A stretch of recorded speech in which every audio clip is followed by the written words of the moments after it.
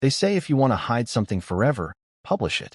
No one expects betrayal to come typeset, hardbound, and available for next-day shipping. When the Hollow season hit shelves, I wasn't surprised by the praise. I wasn't even surprised by the plot. What stunned me was how precisely he told my story. Not inspired by, not influenced. Mine. The cabin with the frozen pipes? Mine.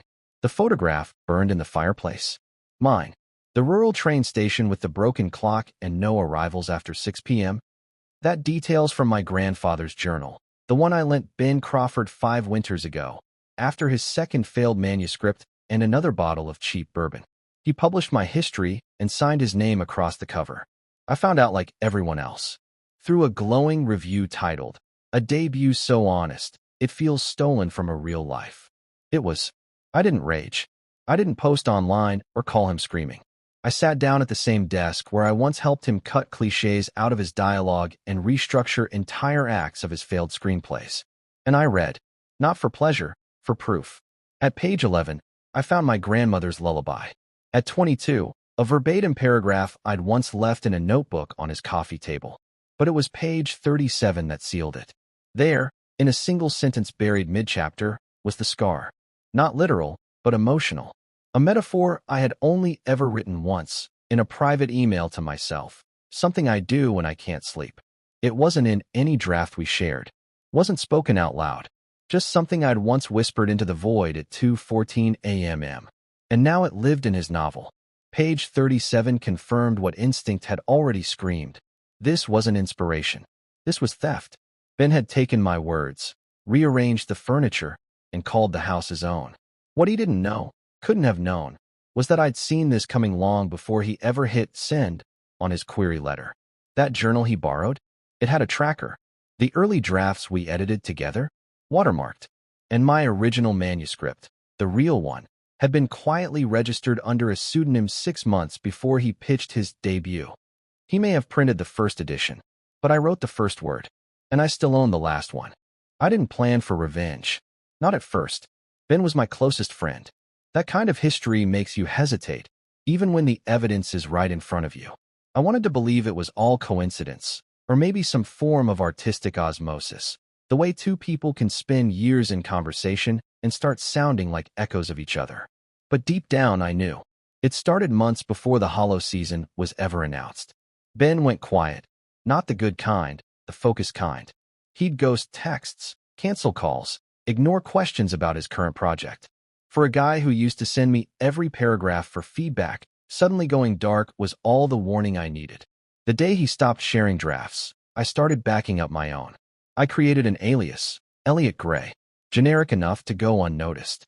I used it to open a separate email, then quietly uploaded my manuscript to 3 independent publishing platforms, timestamped, encrypted, archived. I sent a sealed copy to a copyright lawyer in Chicago, a guy I trusted from college, with clear instructions. Hold and verify if contested. I didn't tell anyone. Not my sister, not my agent, not even Madison, and I told Madison everything. The tracker in my grandfather's journal was a pin-sized Bluetooth tab tucked inside the spine. Ben never noticed. I got an alert the day he took it out of his apartment, some indie cabin in Vermont. He told me he was going off-grid to write. He came back with a manuscript and a publishing deal. I smiled when he told me over coffee. Not because I believed him, because the trap had already been set. He was careful. I'll give him that. He changed structure, rearranged plot beats, added filler scenes that had nothing to do with the original draft. But the core, the emotional scaffolding, was still mine. And no one steals the bones of a house without leaving fingerprints. That's where page 37 came in. I had embedded a phrase, a single line with a personal code word, into a throwaway scene. Something no editor would question. Something no reader would notice. But something that, if repeated, would confirm the manuscript had been lifted directly. He didn't just include it. He used it as a chapter hook. I printed that page, highlighted the line, and paper-clipped it to the signed release form I'd buried in my files 6 months earlier. The page wasn't just evidence. It was a loaded trigger. But I didn't pull it yet. Because timing mattered. Ben's book was gaining momentum. A second printing was underway. The audio rights had just sold. Every week he got louder. More press, more panels, more photos of him looking pensive next to quotes that were mine. He was climbing. and I wanted him high enough that the fall would break something real. So I waited. I shook his hand at his book launch. I stood at the back of the room when he thanked those who shaped my creative voice. He didn't look at me once. That's when I knew he knew. And that meant one thing. He wasn't just a thief. He was a coward. And I was done waiting. 3 weeks after the book launch, Ben was invited to speak at the Midlothian Literary Conference in Boston, a small but respected venue, the kind that gives serious writers credibility. His name was printed on the flyer between 2 Pulitzer nominees. I registered under Elliot Gray. I didn't go to be seen. I went to confirm something. Ben was always better on paper than in person. Live speaking made him twitch. He filled silences with cheap metaphors, leaned on the same 3 anecdotes like a crutch. I wanted to hear how he'd speak about the hollow season when the questions got close. When the panel began, I sat in the back row with a yellow legal pad and a black baseball cap pulled low. A moderator asked the usual fluff. Tell us about your process. Was this story personal? What do you hope readers take away?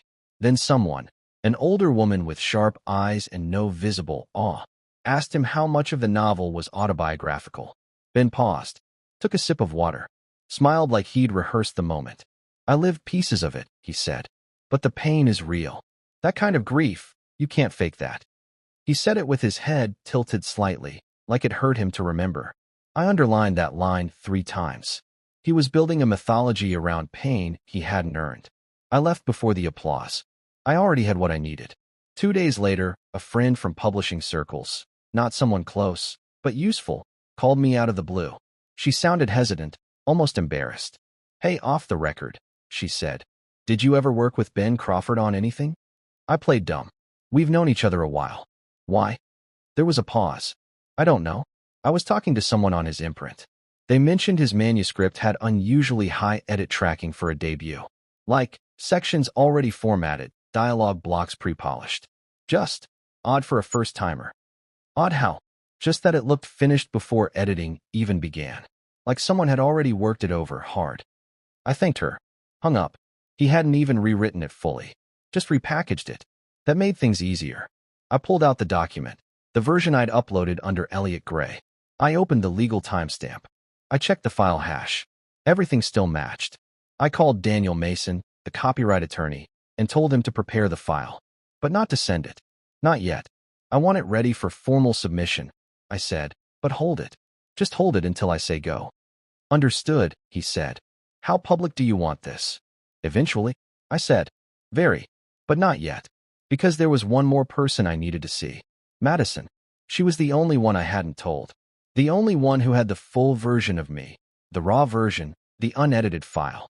She knew what that book meant before I knew I was writing it. She was there when I buried the first draft in a drawer and said I wasn't ready. And she was still in the dark. I had kept her away from this for a reason. I wanted one person in my life who didn't flinch when I smiled. But now it was time to tell her. Because the next step wouldn't be quiet. It would be public and permanent. I told her on a Thursday. Not because it meant anything. Not because the day had significance. I told her because I couldn't carry it alone anymore. We met at our usual spot, the second booth from the window at Nolan's Cafe. Madison was already there when I walked in, spinning her pen like she always did when thinking. She waved without looking up from her laptop, the same way she always did. We had rhythms, her and I, comfortable ones. She looked up and smiled. You look like you haven't slept. I haven't, I said. She closed the laptop. That was Madison's signal. I'm listening. I slid into the booth. Ordered nothing. Just placed my phone face down on the table and said, Ben stole my book. The sentence hung there like fog. Not shocking, not loud, just dense. She blinked once. Then, start from the beginning. I did. I told her everything. The sentence on page 1, the lullaby on 11, the line on 37, the fake name, the registration, the trap. I showed her the side-by-side draft, the highlighted lines, the time-stamped file. Her eyes didn't widen. Her jaw didn't drop. But her pen stopped spinning. You're sure? She asked quietly. I built it line by line, I said. Every scene he calls brutally intimate is just something I once told him after 2 bourbons and a month of insomnia. She looked away then, out the window, at nothing in particular. I'm going to bury him with this, I said. She didn't nod, didn't agree, just asked, what's your goal? I hesitated. Justice, I said. Truth. She raised an eyebrow. And I looked at her and didn't answer. Because the real answer wasn't something I wanted to admit. Not to her, not even to myself. The truth was simpler, smaller, and much uglier. I wanted to take back something that had been mine. I wanted him to hurt the way I had. Quietly. Permanently. I'm not going public yet, I said. But it's time to push the first domino.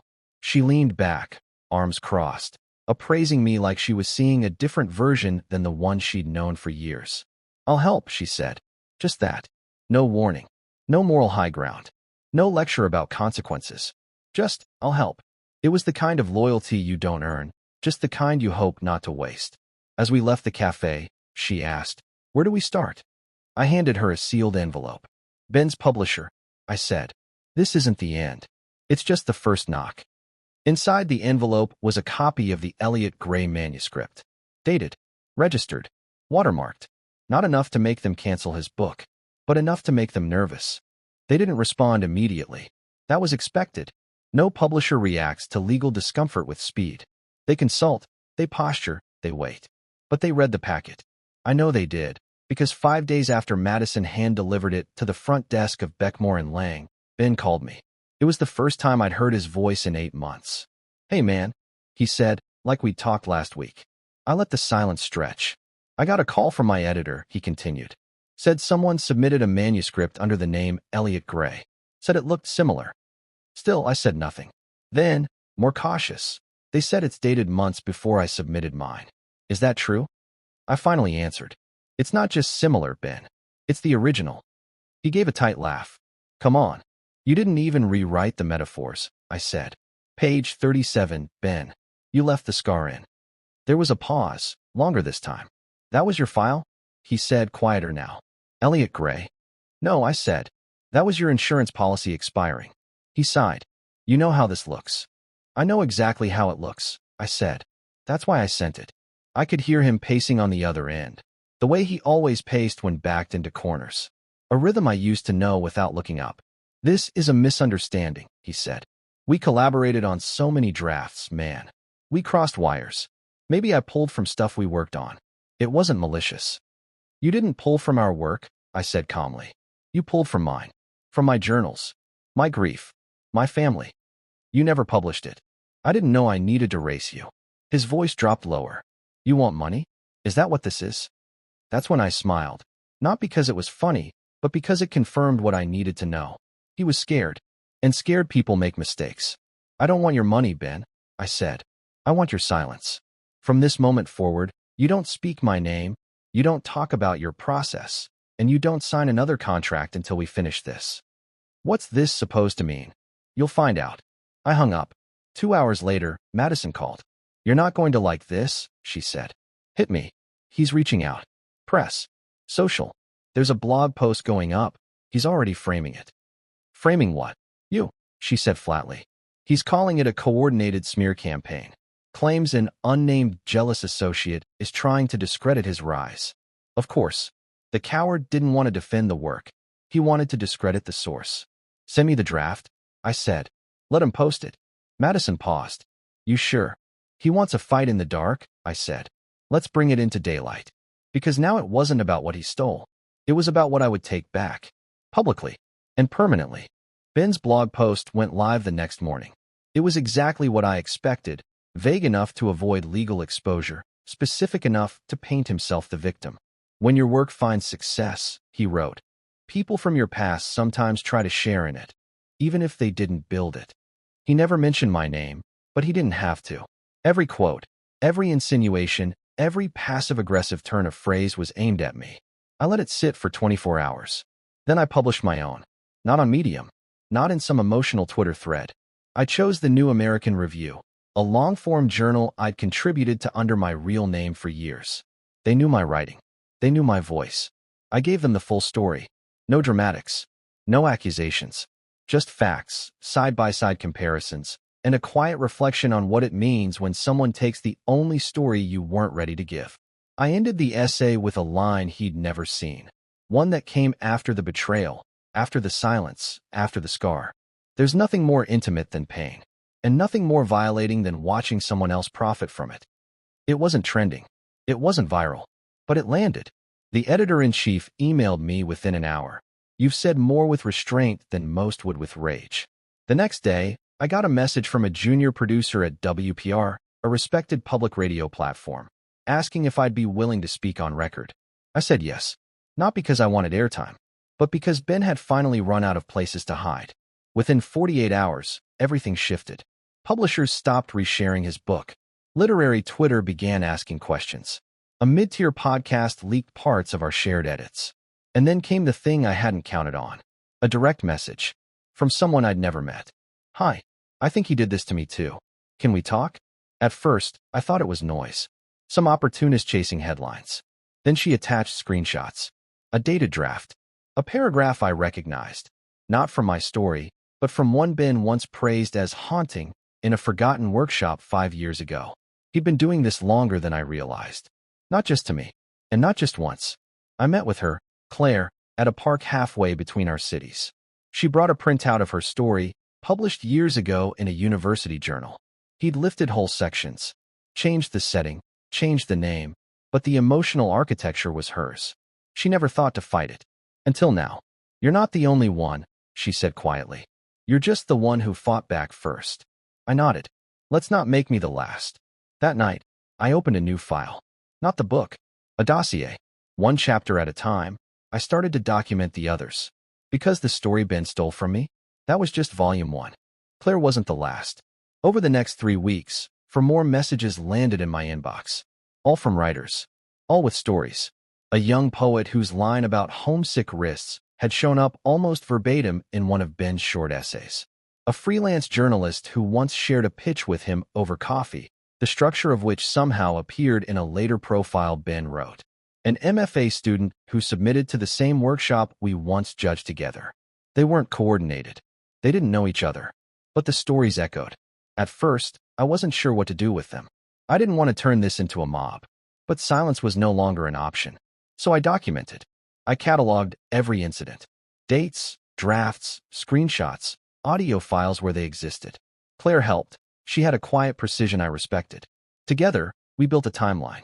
And what emerged wasn't a story about a man who made one mistake. It was a pattern. A quiet predator. A literary pickpocket. Not bold enough to plagiarize books outright.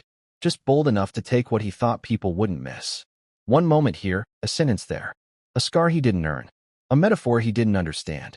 By the time the second literary blog picked up my essay, the Hollow season had stopped climbing the charts. By the time the third outlet called for comment, Ben's publisher had issued a polite but vague statement. "We take concerns of authorship seriously and are currently reviewing the matter internally." That was code for, "We're lawyering up." Ben, meanwhile, went quiet. No more blog posts. No more panels. No tweets. Just silence. But not the strong kind. The panicked kind. The kind of silence that's afraid to echo. That's when Madison called again. "He's pulling out," she said. Canceled the podcast tour. Unlisted his personal website. His publicist dropped him. "Anything legal?" I asked. "Not yet, but his agent's already distancing." It was working, but it wasn't finished. Because Ben had built a career and reputation on stolen bricks. And removing one stone didn't collapse the structure. Not yet. So I sent the dossier to Beckmore and Lang. I didn't frame it with outrage. I framed it as a legal risk. 5 separate writers. 5 independent timestamps. Multiple verifiable overlaps. One clear pattern. If they didn't act, I would. They responded in less than 48 hours. A request for mediation. Private, confidential. With Ben. With lawyers. With settlement language on the table. It was the first time they'd acknowledged I wasn't bluffing. I declined. Because I wasn't here to settle. I was here to reclaim what he'd buried. And I wasn't done digging. I published my version of the book under Elliot Gray. Not a blog post. Not a leaked manuscript. A full novel. Edited, polished, typeset. Every chapter exactly as it was meant to be. Not diluted, not borrowed, not stolen. No publisher. No advance. Just direct to print. Ebook and hard copy, self-released. And on page 37, the scar stayed. But now it had a name. Madison helped with the cover design. Claire wrote the afterword, a quiet, sharp essay titled, "Who Owns a Story?" No bitterness, just clarity. No names, just facts. She ended it with, Writing is remembering out loud. Theft is repeating what you never lived. It wasn't revenge. It was restoration. Within hours of release, a literary podcast picked it up, then a Substack essayist, then a local radio show. None of them had to say the word plagiarism. They just said, compare the pages. Readers did. Side by side, the truth didn't need commentary. Ben's version began to look thinner, hollow. His prose, once praised as raw, now felt borrowed. His metaphors, wooden. His grief, hollow. Because authenticity, even in fiction, leaves fingerprints. Mine were finally visible. Ben resurfaced briefly, one post, then deletion. A note about ongoing harassment, toxic comparison, the right to reinterpret shared stories. He was right about one thing. They had been shared once, but never for sale. Meanwhile, the Hollow season dropped from the publisher's homepage. Its option deal went dormant. A quiet update removed Ben from a pending author panel. And then came the part one hadn't expected. Messages. Dozens. From writers. From readers. From strangers who had been told their stories weren't interesting enough, not polished enough, not sellable enough. They read mine and said, it felt real. Because it was. I didn't write it to teach a lesson. But it did. That you can take someone's spotlight for a while, but not their shadow. That follows them. That's earned.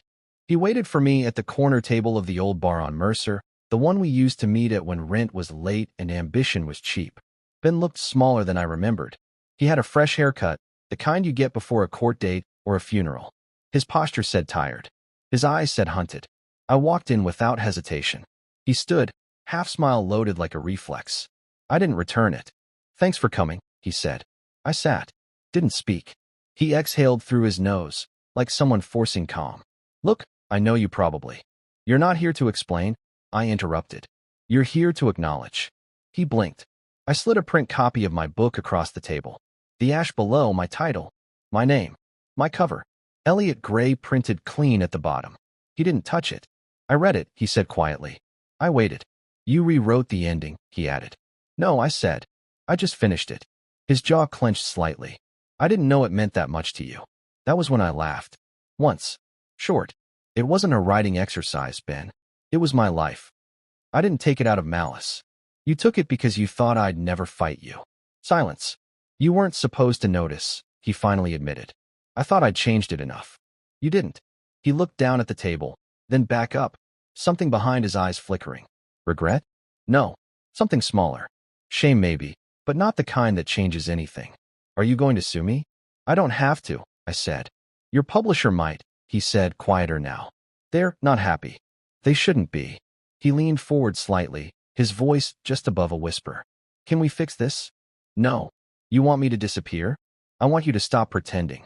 He nodded slowly, like someone taking a punishment they'd rehearsed in their head. You know it's over now, he said. My name's done. I didn't flinch. He wasn't looking for forgiveness. He was looking for permission to feel like a victim. I didn't give it. You're going to carry this, I said. Every time someone Googles you. Every time you walk into a room of writers. Every time you sit down and try to start from scratch. This doesn't go away. He looked away. I stood. Left the book on the table. Page 37. I said before walking out. You never understood what it meant. That's how I knew you didn't write it. I didn't wait for a response. There was nothing left for him to say. There was no press release. No dramatic apology. No confessional essay from Ben. Just silence, the permanent kind. His book quietly went out of print. No paperback. No foreign rights deal. The next novel his agent once teased never materialized. The author page on Beckmore and Lang's site redirected to a 404 error. Online, his defenders stopped defending. One by one, they faded back into neutrality, then into forgetfulness. The internet moves fast. But scars don't. I never sued. Didn't need to.